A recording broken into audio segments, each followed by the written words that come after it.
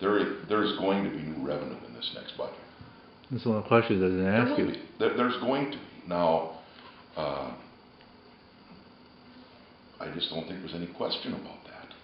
And the question is kind of what's it going to be? I mean, at the end of the day, what are the Republicans going to agree to? I've talked to a lot of people in the business community since the election that have said, you know, Tom, we understand there needs to be some new revenue, that you can't do just a cut budget.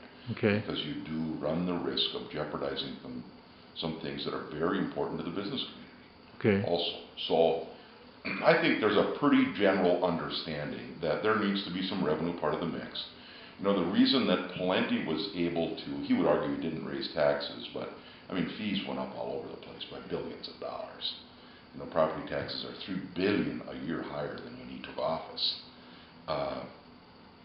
So there's been new revenue coming out of people's pockets, and it's been fees and it's been property taxes.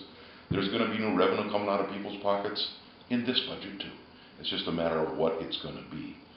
And I think what's going to be very interesting is once the Republicans have to start putting it together, they are going to find out how hard it's going to be to make the leap from the campaign rhetoric to actually putting a real budget together and sending it to the floor of the House and the Senate. Leader Senator Dayton mentioned yesterday when he was asked about his tax-rich proposal that he campaigned on, basically said, yeah, that's my approach.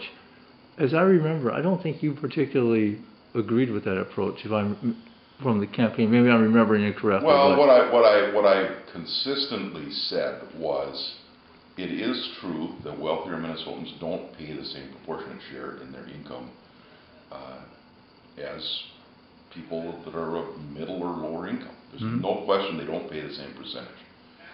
But you cannot flatten that line out and get them to the same percentage with just the income tax.